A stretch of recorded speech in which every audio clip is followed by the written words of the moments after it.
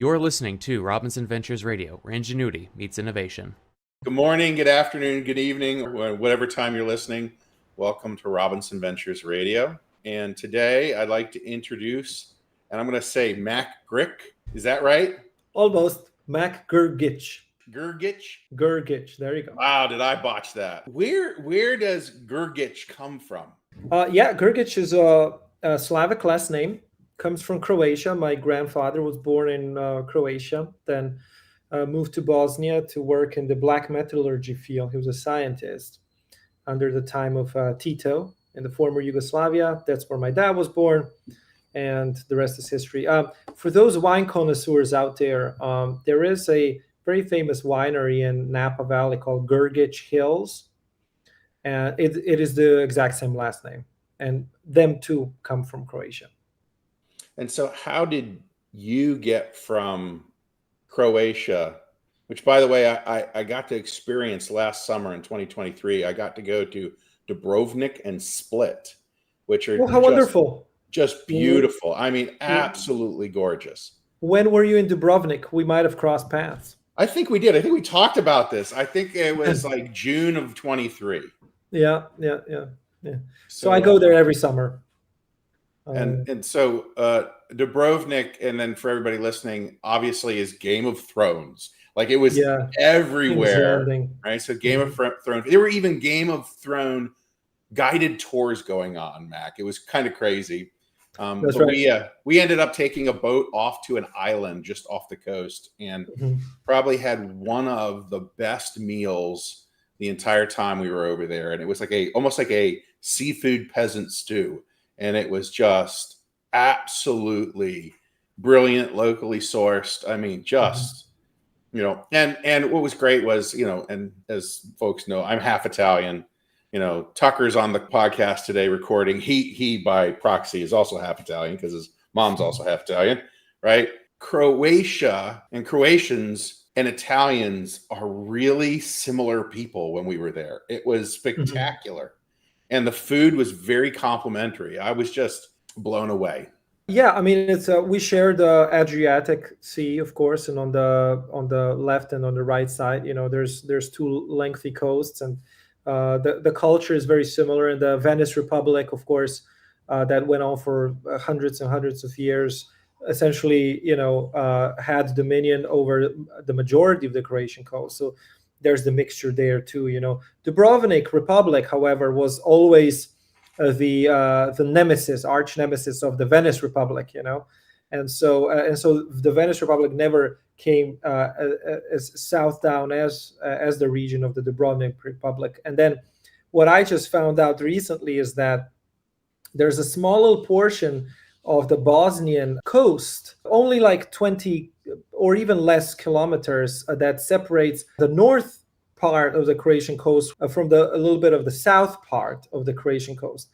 And that little part of Bosnia was there because the Dubrovnik Republic way back when sold that little part of the land to the Ottoman Empire because they didn't want to fight the Venice Republic. So they just handed it over to the Ottomans so that they can fight with the Venice Republic, and they could just like be chilling, And so now there's this little piece of Bosnia that has a coastal line, which is completely absurd because it's only like it is. It's literally 20 miles. I remember when we were sailing from Greece up to Dubrovnik, there was a sort of a history of what was going on the coastline, and they brought that up, and specifically the Venetian Republic and what it had done. So that's right. The good thing is we're Napolitans, so we're the other side of the boot. Right. So we're safe. We're safe. You guys are the cool guys, yeah. You guys are where the pizza comes from. Exactly, that's exactly right. So Mac, let's get back on point, right? Which is, how did you come to move to the U.S. and how did you come to get your career started? And let's then get into Notey and what's going on there. Yeah, sure. So in short, I did my educational route through Croatia, Vienna, and then after having finished the undergraduate degree, I wanted to try something different. And of course, the US is a very different market. And so I decided to apply to a bunch of schools, ended up in Los Angeles, where I had lived for a good chunk of a decade. And then after that, I moved to South Carolina. We all remember the pandemic. Before that, I was touring extensively, and as both as a teacher, as a performer. 300 days out of a year, I would be roaming, around the world and doing my musical thing. And then the pandemic started, and I had always had this desire to enter the startup ecosystem, to see what tech is all about. And then at that particular time, I was inspired by what Duolingo had been, doing for the kind of incentivizing language learning. And then separately from that, games such as Guitar Hero, some others that really made music a lot of fun. And I had, talked to my now co-founder of the startup company about that. We both agreed that there is something there, and so we prototyped and tried a couple of iterations of Notey, right? And then, long story short, it ended up becoming what it is today: a mobile music education game that has a few pieces of proprietary tech. The biggest one being the machine learning audio engine that translates any pitch of any instrument into a game mechanic, making instruments into game controllers. Basically any instrument, no plugins, right? And then kind of the using the concept of a sandbox platform or sandbox game, giving the users, and most specifically the teachers, music teachers, the opportunity to integrate their own existing curricula into the game, and making the game sort of a specific teaching aid for what they're doing in schools already. So really, it was the fact that my touring stopped like pretty drastically, that I had the time to learn about everything that is the startup ecosystem, and to start the company that now is running and being integrated left and right into schools, and being happily played by a variety of consumer users. So Mac, you have I want to talk about your degrees, and you just sort of flippantly say, hey, and I tour, right? And so I want to explore a little bit about that, because that is your origination story, and it's connecting your passion to your purpose, what you're doing with innovation. So talk to me about what your degrees are in, why you toured, and then we'll talk more about Notey. Right. I have been a professional musician for, I guess, over a decade now.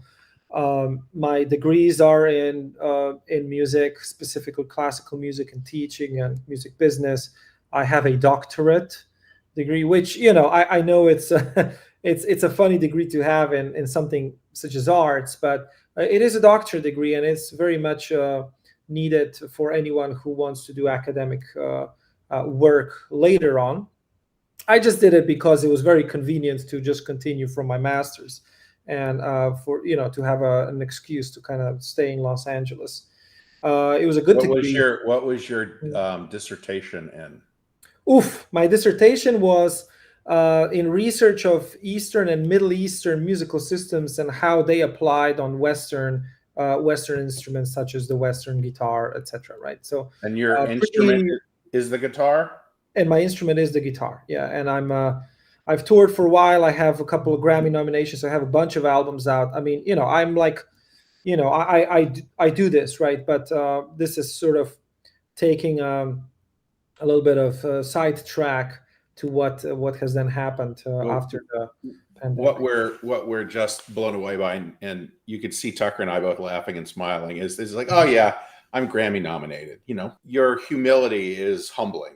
This is what impressed me most about Mac when I met him at a coffee get-together in Columbia, South Carolina.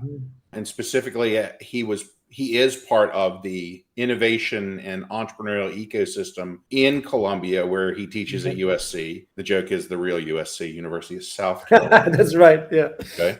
The OG. The OG USC, right? We just started chatting from there, and it was amazing to hear, oh, I'm Grammy, like this is where I wanted to go. Oh, I'm Grammy nominated. Oh, I tour.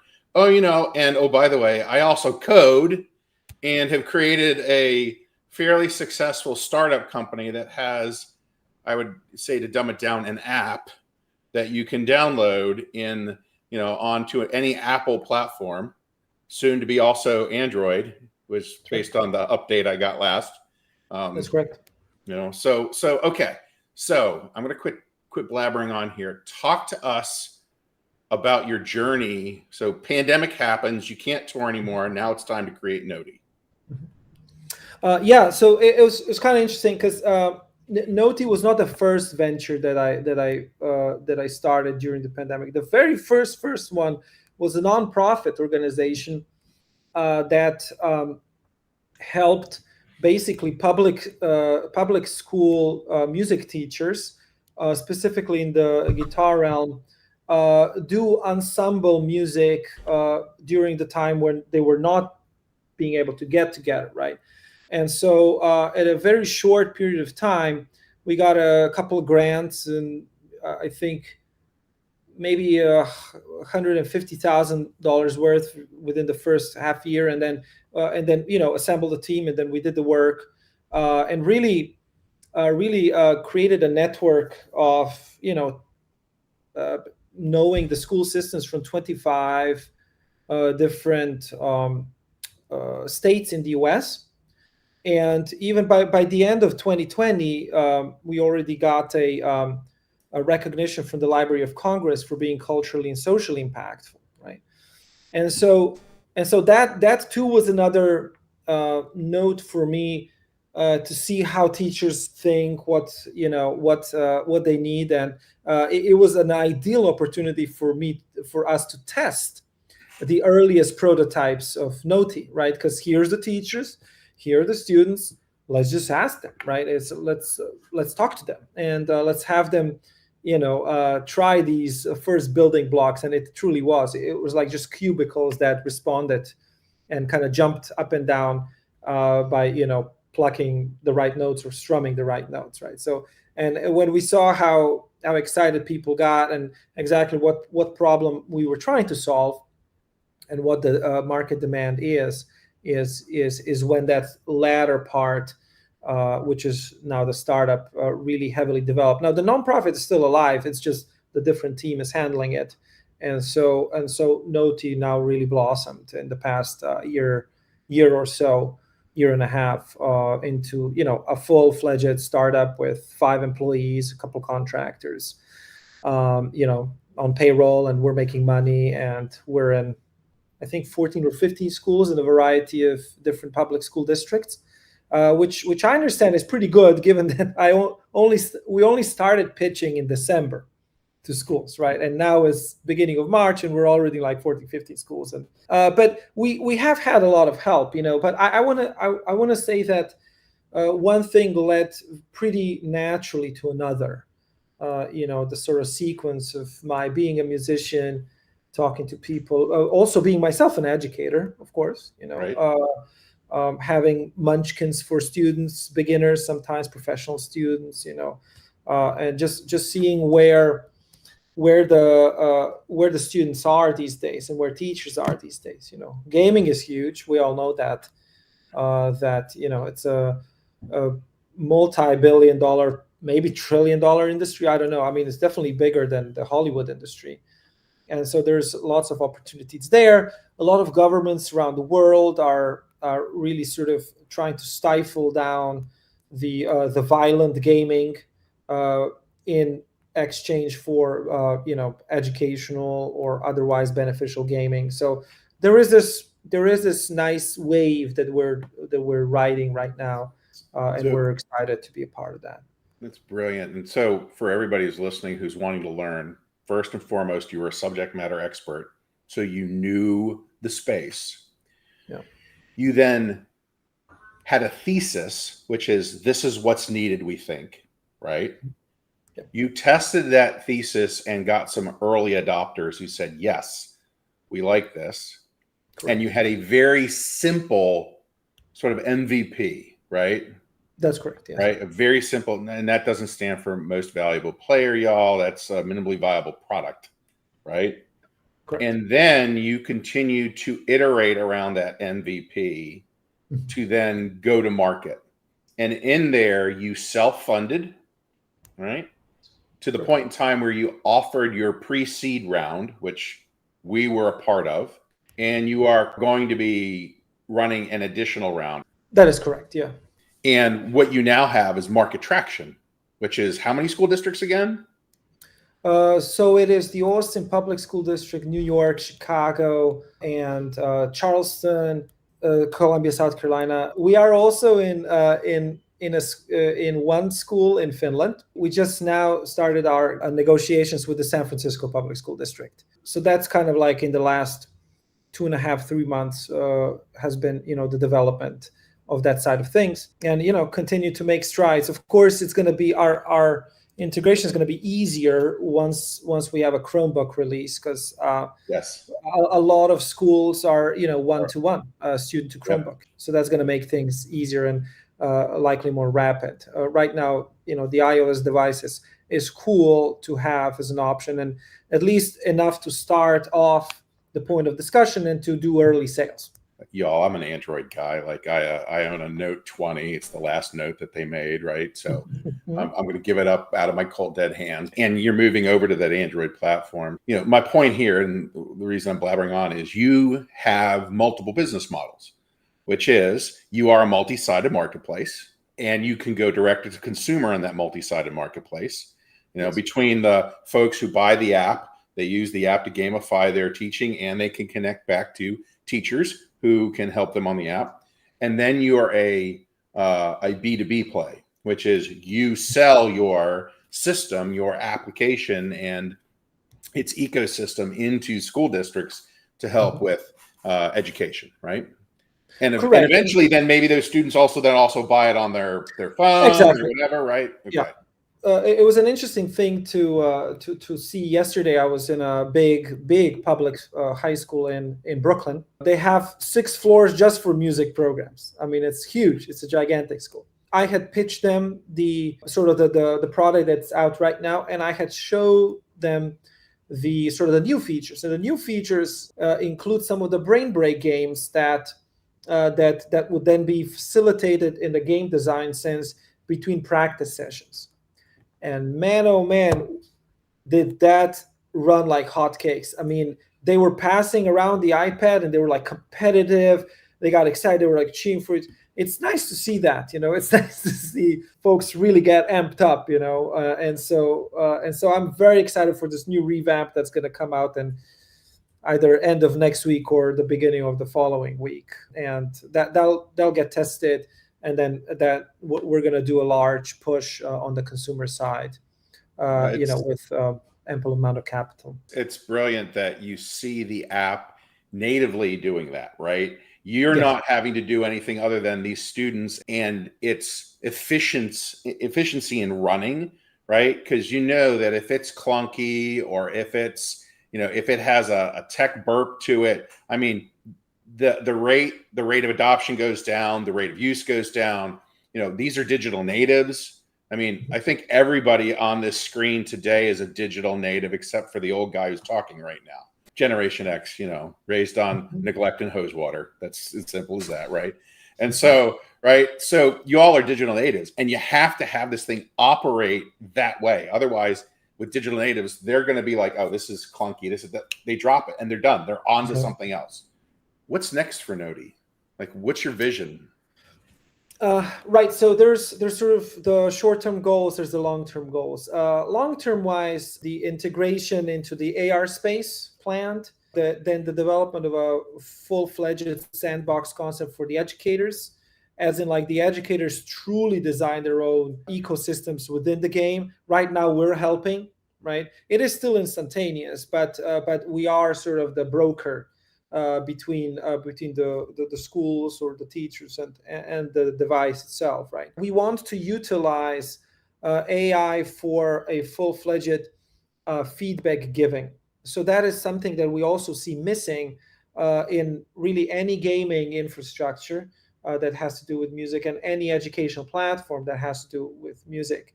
Feedback such as, here are the notes that were missed, do this next time, right? So that the app has a dialogue with the user. So, and on the visual side, how are you holding the instruments? How are you approaching the string? what is your embouchure when you're producing a note through blowing into an instrument or something like that, right? So those are big things that are like far down on the horizon. Then some short-term kind of development goals include, as we mentioned, the Android and Chromebook release, the release for certain other instruments. The music school that I mentioned in Finland, we're collaborating with their piano studio, right? So because we're trying to learn how the piano as an instrument responds with our app. The answer is it responds just fine, but we still want to learn. One of the next instruments being the piano, right?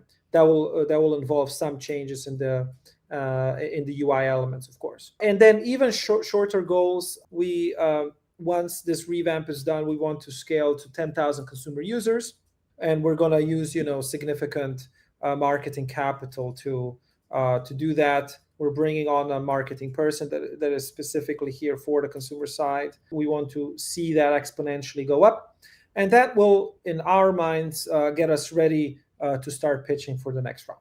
What is the question we should have asked you that we didn't?